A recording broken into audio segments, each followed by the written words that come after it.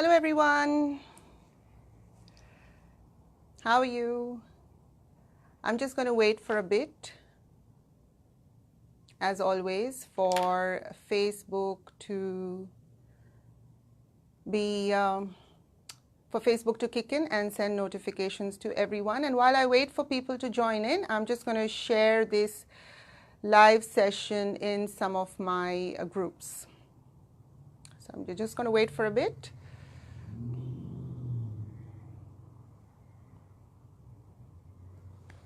Hello Reshma, how are you doing?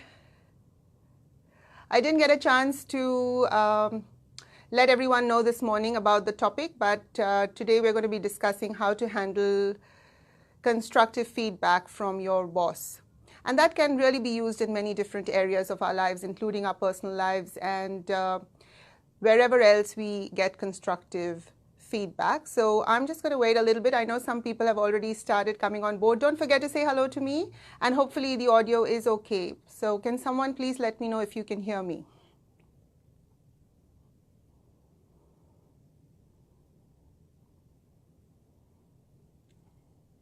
Can you hear me, guys? Is it clear?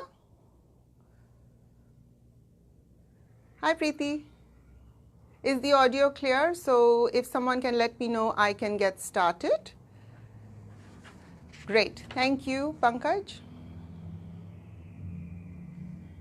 Okay, so let's get started. How's everyone doing? How has your Sunday been so far? Has it been a good Sunday so far?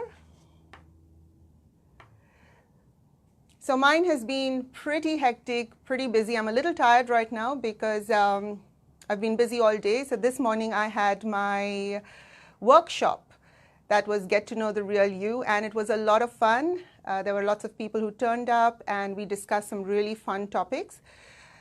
We discussed things like the power of decision making, how the decisions we make determine our destiny.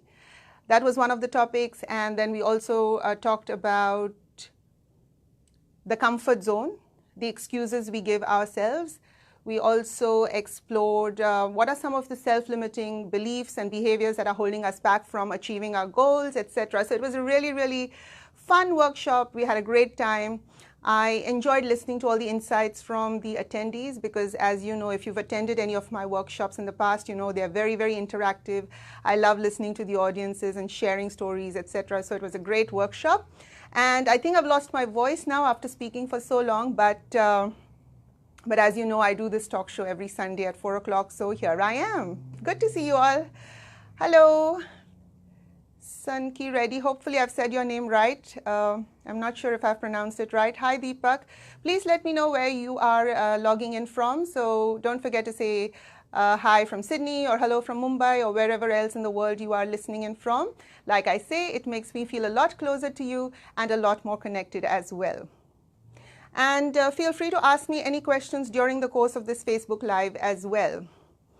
So welcome everyone, this is Nim Golkar. For those who don't know me, I'm an author, speaker and success coach based in Sydney, Australia. And welcome to my Facebook Live talk show, Sunday Chats with Nim. It's a talk show I do every Sunday at 4 p.m. Sydney time.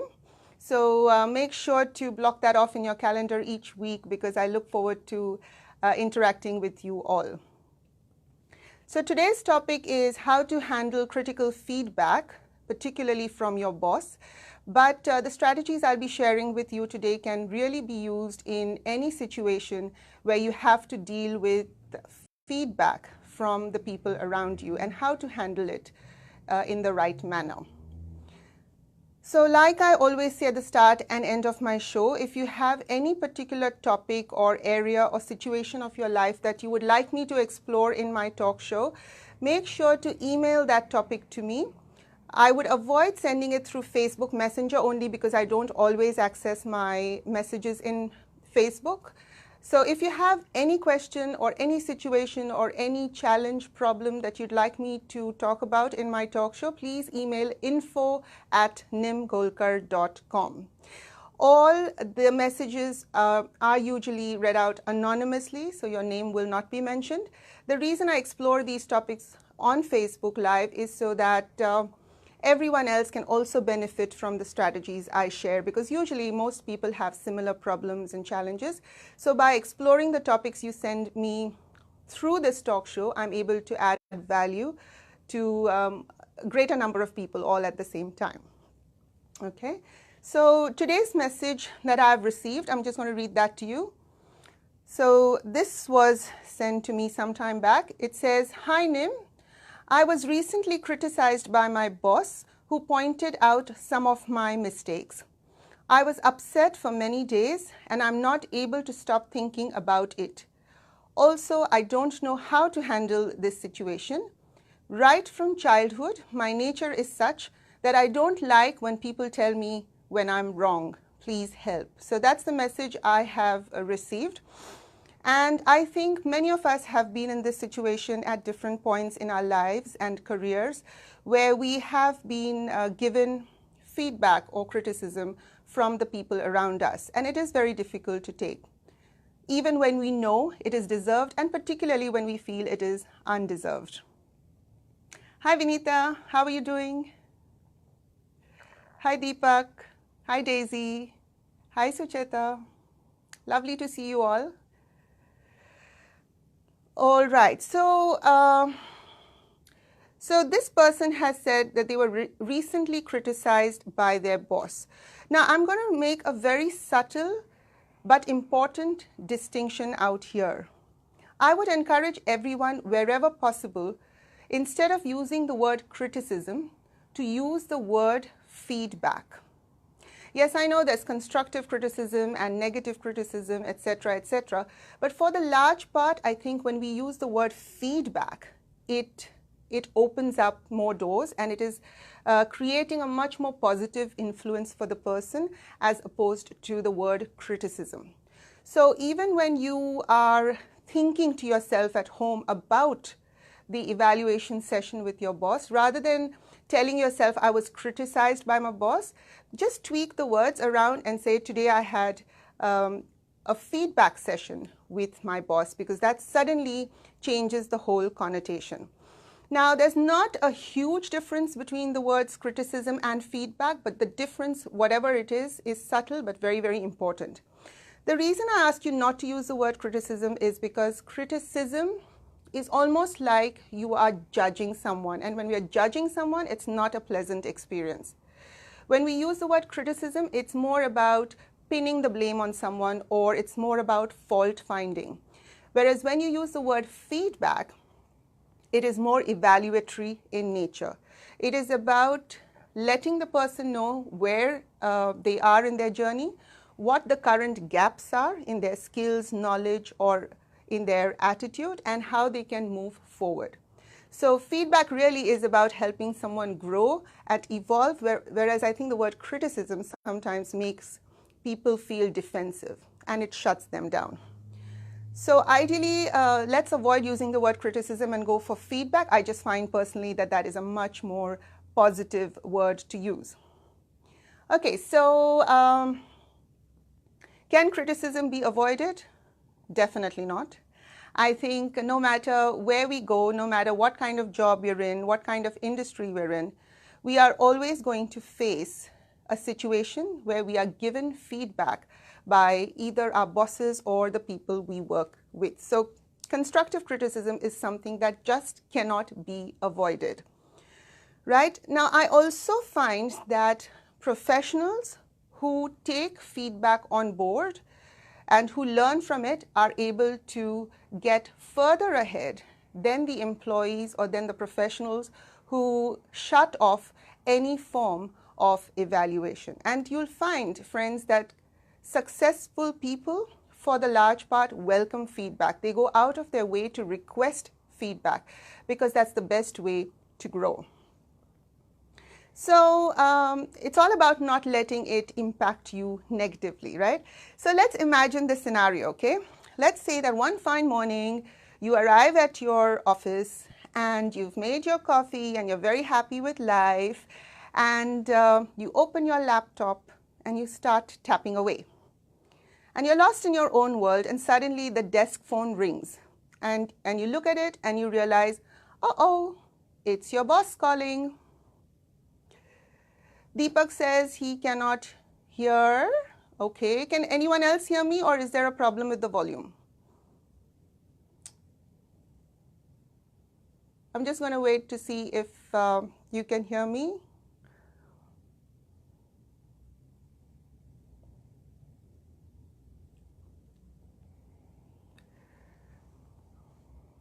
Can someone please let me know if the volume is okay?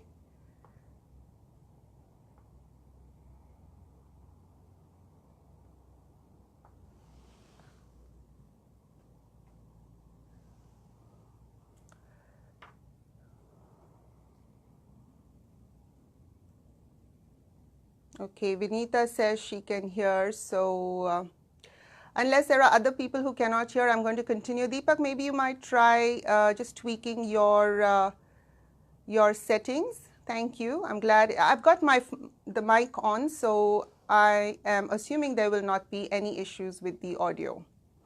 Perfect. So let's go back to that scenario. You're tapping away at your desk and you're super happy with life, and suddenly this phone rings and you look at it and it's your boss, right? And you think to yourself, oh my goodness, what on earth is my boss calling me about? And of course, everything terrible starts occurring to you. What have I done? Why are they calling me? Etc., etc. And then panic sets in, right?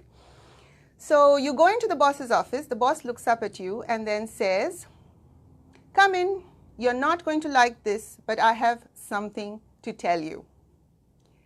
So the minute your boss says these super scary words, it's almost like you want the earth to open and swallow you up. And then you sit down, you're numb with shock, and your boss launches into this very stern feedback session about your performance at work, right? Now, before I tell you about strategies to actually handle this situation, I want to remind you all again that feedback in itself is a very valuable tool for our own evolving process. So as much as possible, there is no need to run away from it. In fact, we should welcome it because it's the only way to find out where our gaps are, and only by getting feedback can we fix those gaps and live up to our true potential. So don't forget to continue saying hello to me as you log in. I love listening to where everyone is logging in from. Okay, so there are a few ways you can handle a criticism session, or like I said at the start, when your boss gives you feedback. The first thing that I always found really, really helpful is the ability to listen to the feedback from start to finish without interrupting, without getting defensive. Now, you might be feeling a little bit annoyed as your boss starts, saying a few things about your performance or about your attitude. You might even think that what they're saying is completely off the mark, completely false, and completely undeserved. So what happens is you actually mentally switch off and you stop listening to what he or she is telling you, and you actually start formulating your own answer inside your mind, right? And you miss out on valuable feedback that your boss is giving because you're busy formulating your own defense argument. Okay, let's have a quick check to see what the comments are. Vinita, I like to joke and make the situation light and friendly. What have I done? I'm ready. Yes, humor can often help us make the situation a little less hostile, definitely. So, firstly, yes, so my first point was to continue listening right through without interrupting, no matter how much you feel that the feedback is undeserved or what is being said is completely false. It is human to feel upset. I know it is perfectly natural to feel this need to interrupt, but I encourage you to hold off and listen to the whole thing right up to the end. Hi Madhuri, hello. Hi Yogini, lovely to see you all.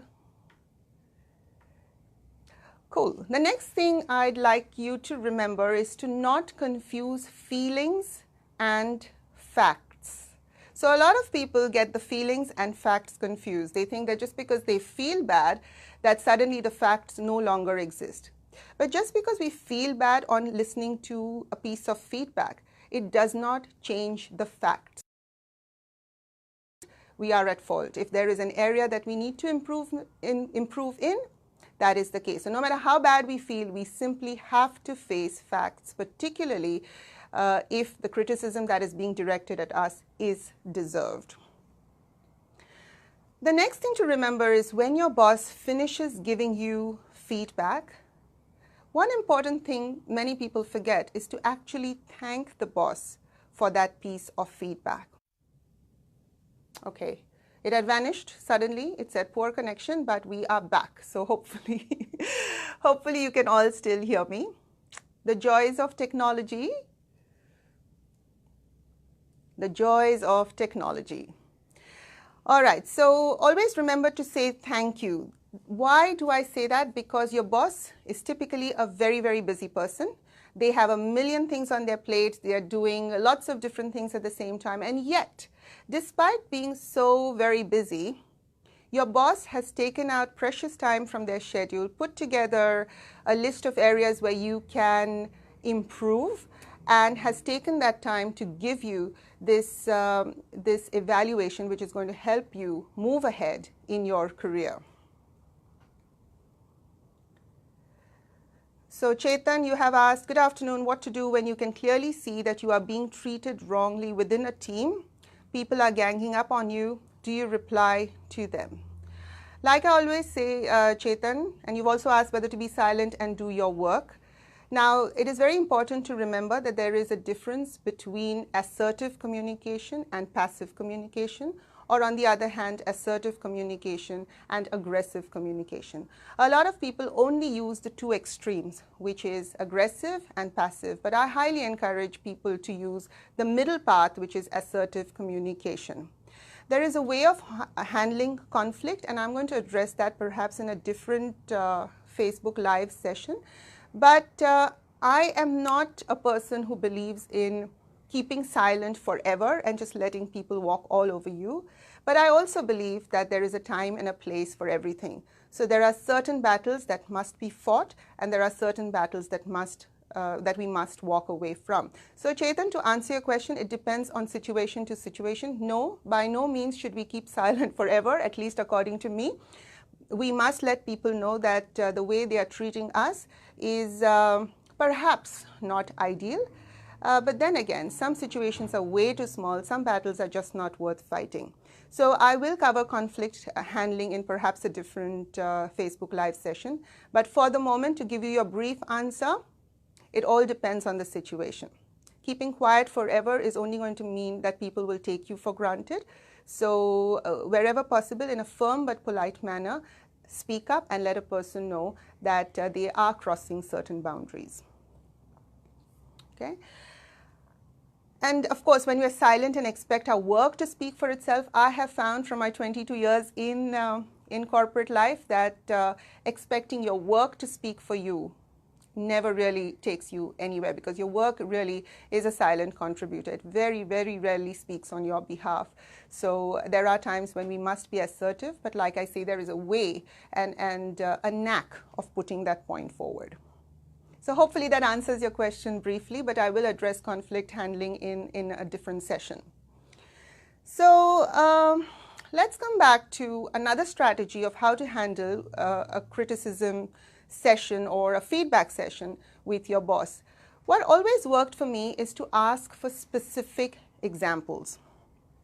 For example, if your boss has just told you that your work is not up to par, or that you have not been performing to the expectation, or that there were certain situations in which you did not work in a satisfying manner, I always find that it helps to ask your boss, do you have any specific examples that highlight the point you have just made?